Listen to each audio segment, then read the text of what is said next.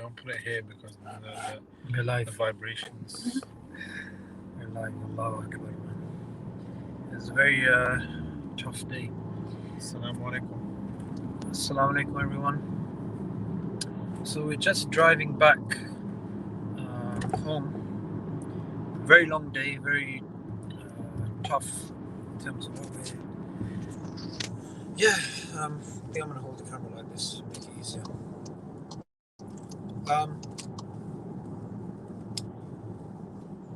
Okay. So the Uyghur Tribunal. This is what we attended today.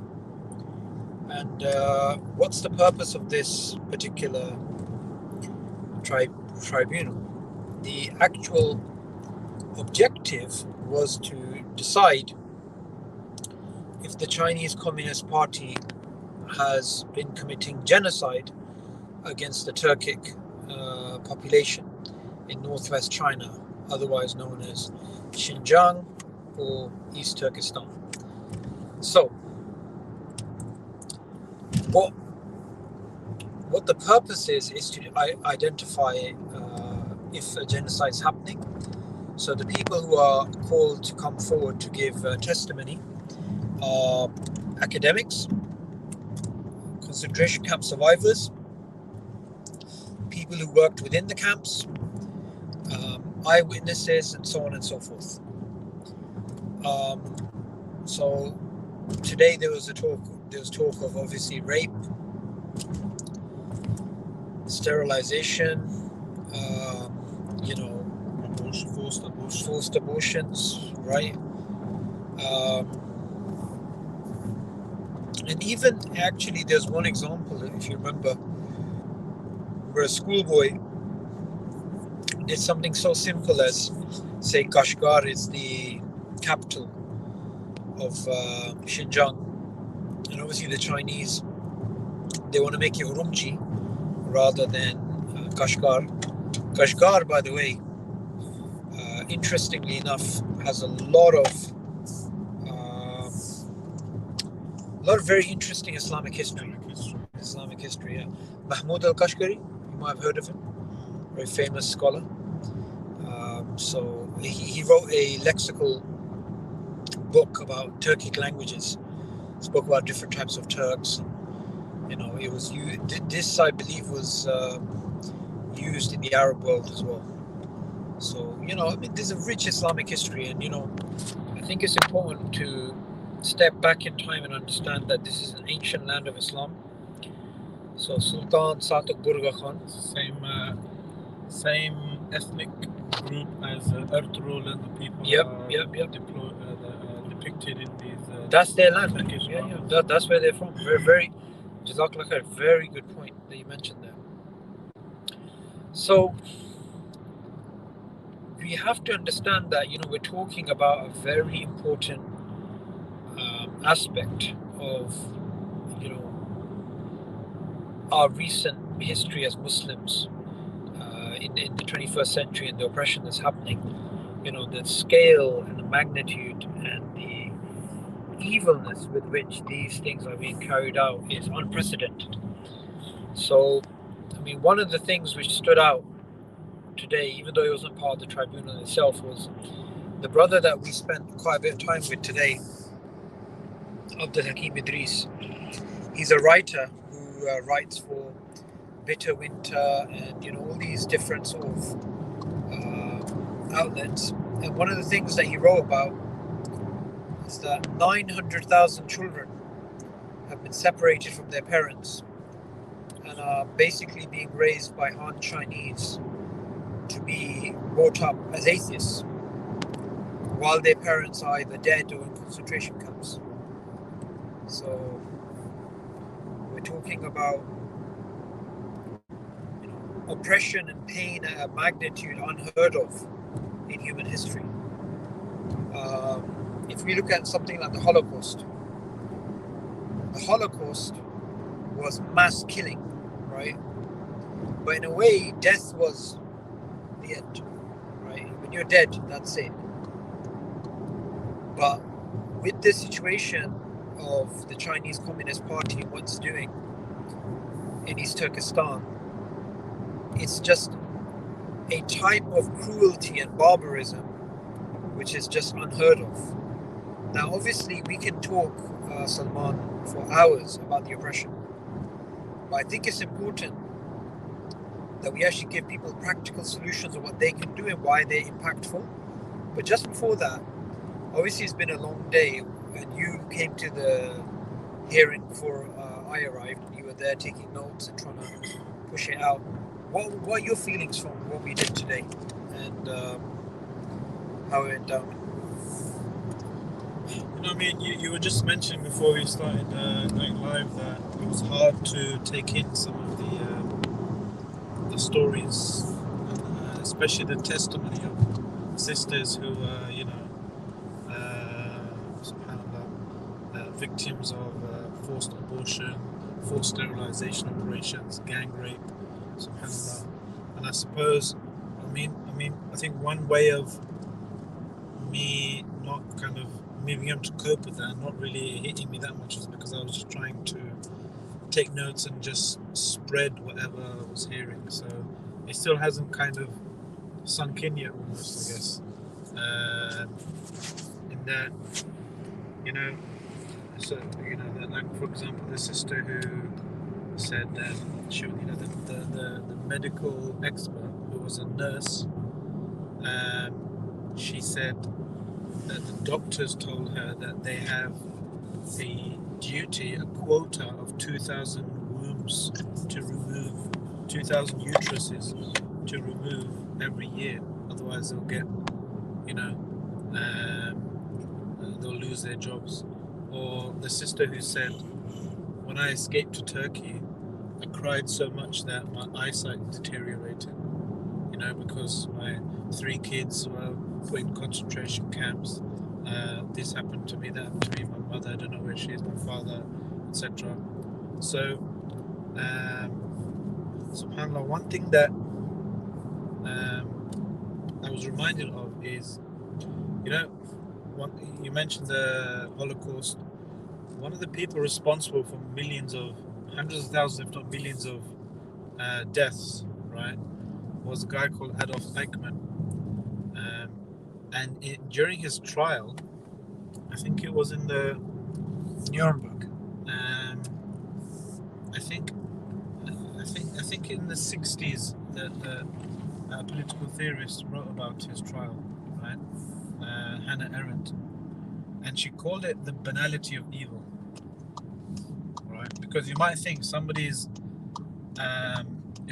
is responsible for killing thousands of people, hundreds of thousands of people, millions of people, there must be some kind of monster, some kind of vampire, or frothing at the mouth.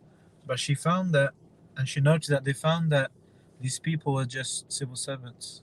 They were just nurses, doctors, lawyers, policemen, um, uh, you know, administrators, bureaucrats who were involved in this kind of grand scale of oppression because they had become systematized, they had become bureaucratized. It was just part of the everyday, job.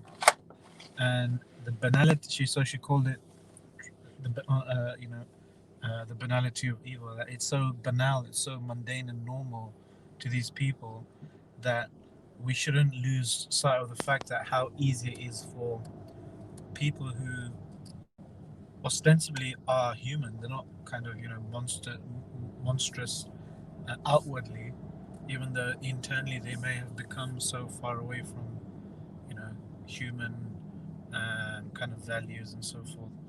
Um, but it's so easy if systematically a people are cultured into either dehumanizing someone or just aggrandizing the state or the bureaucracy or the party to an extent that whatever they say must be by definition okay and true and good and so forth. And Hannah Arendt, she mentioned that one of the prerequisites or a totalitarian regime is atomization of the people. Yeah, as Sheikh Haytham was mentioning, we were dropping him. A lot of kind of dictators and kind of regimes and stuff. They're very scared of students, for example, congregating, coming together. Abdul Hakim Idrisi mentioned that the World Uyghur Conference started off as the World Uyghur Youth Conference in the 90s. Yeah, and when young people, in particular, generally when people get together and communicate and share ideas and come together on a common cause, they can do some damage to the existing status quo. So that's something we need to do. If we can, even in an online kind of cyberspace level, that you can bring people together to share information, to call for people to be held to account. There's so much we can do, and that's part of why we're trying to get this campaign off the ground soon, inshallah, with support with Islam Transparency, with all the different organisations in the UK. Watch the space. Can anyone even hear us? Yeah, no, there's might be too much car noise. No, there's Yeah. By the way, if you can hear us, please just comment below. We are obviously having people who are. Where are we, by the way? Are we nearby? 14 minutes away. Okay, I was gonna say. So you said something about how it became ritualized. Yeah. Just was banality of evil, did you say? Banality, So when I think back at these Han Chinese guards and people who are working within the concentration camps and all these things,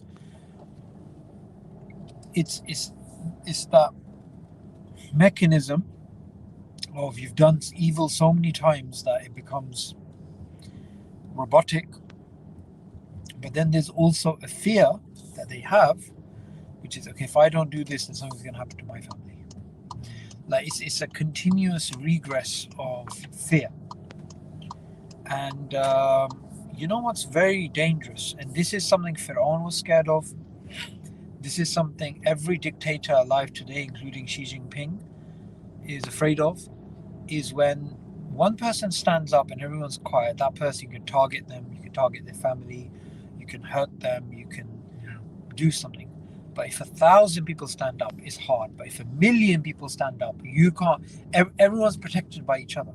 So we are endangered by each other's cowardice, and we are empowered by each other's bravery. So Sheikh Haytham narrated. Say that again. We're endangered. We're endangered. People need to write this down. Yeah, we're endangered by each other's cowardice, and we're empowered by each other's bravery. So Sheikh Haytham mentioned something, a narration of the Prophet ﷺ, which I hadn't heard of before, and it was really profound. I'm going to paraphrase it because it's actually if you guys on this YouTube channel, if you go to the video a few days ago, I uploaded this video with Sheikh Haytham about the Uyghurs. He mentioned about basically if a Muslim is in a position where another Muslim asks them for help and they do not help that person, and they could have, then Allah can put that person in that position. And that's really worrying if you think about it.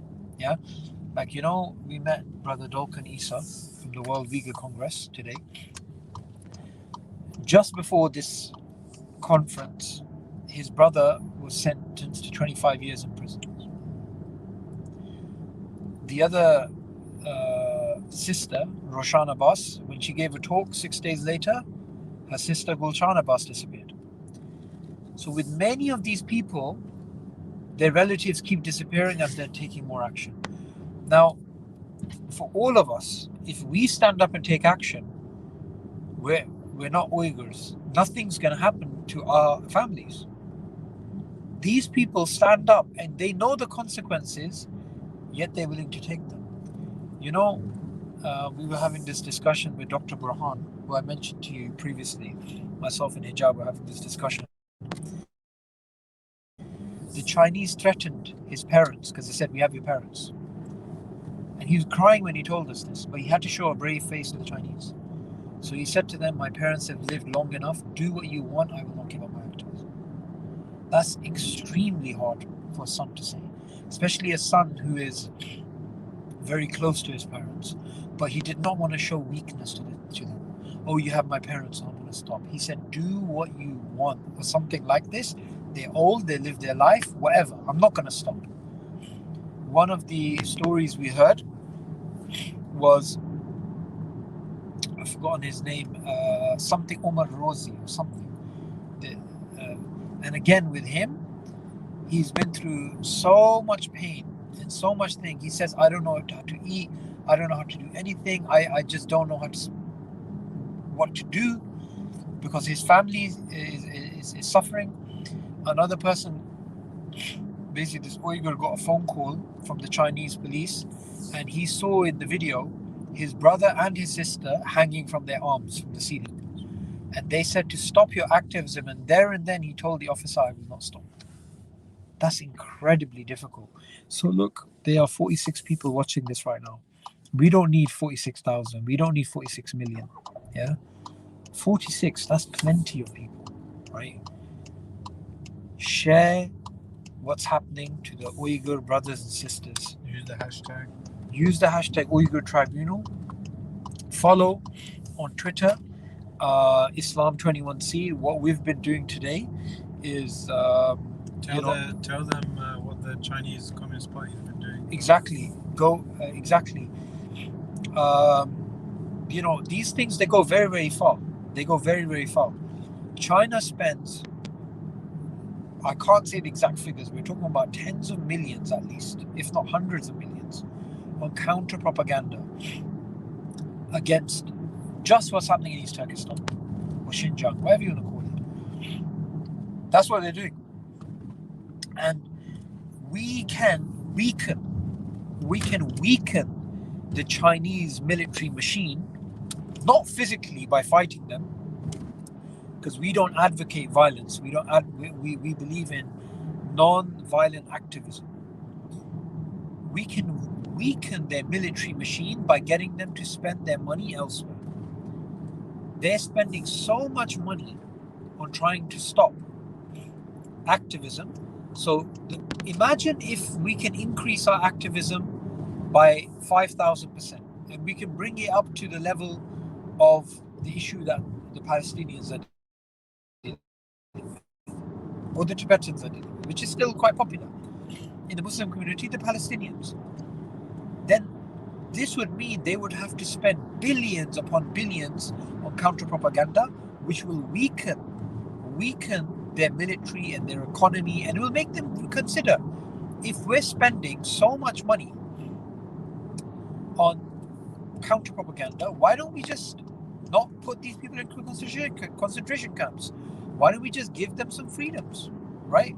In fact, Salman, and again, this is a very interesting example, Putin is very clever. He was facing an insurgency in Chechnya, and he realized these Chechens, they went through a lot of religious persecution. So instead of persecuting them, he decided to do divide and conquer, right? And to give largely Chechnya religious freedom, largely. Not total, there's still stuff going on, but that stopped a lot of the rebellion. Do you see? Have you seen, like in Chechnya, this is very religious. Everything's very religious, right? So maybe Allah knows best, but the Chinese Communist Party will come to the same conclusion. Why don't we just give them religious freedom? That way we don't have to spend billions on counter propaganda. Because right now, it's all about what. I mean, the Chinese Communist Party is motivated ideologically, but it's all about the bottom line. Money, yeah. You know, what's more feasible? What's more economic? What's the economic, bottom line saying? If it's more expensive if it's too expensive to continue the course of action, they will change, because whatever, all kufr ideologies, they have one thing in common. Money. And that is, a love of the tinsel and the glitter and glamour and the decoration of this dunya. That's all it is. If you take that away, you threaten that, then you'll make them, you'll shake them to the core. And what you mentioned about, when Abdul Hakim was talking, the kind of stuff he was saying, it was reminding me of what someone said about the, I think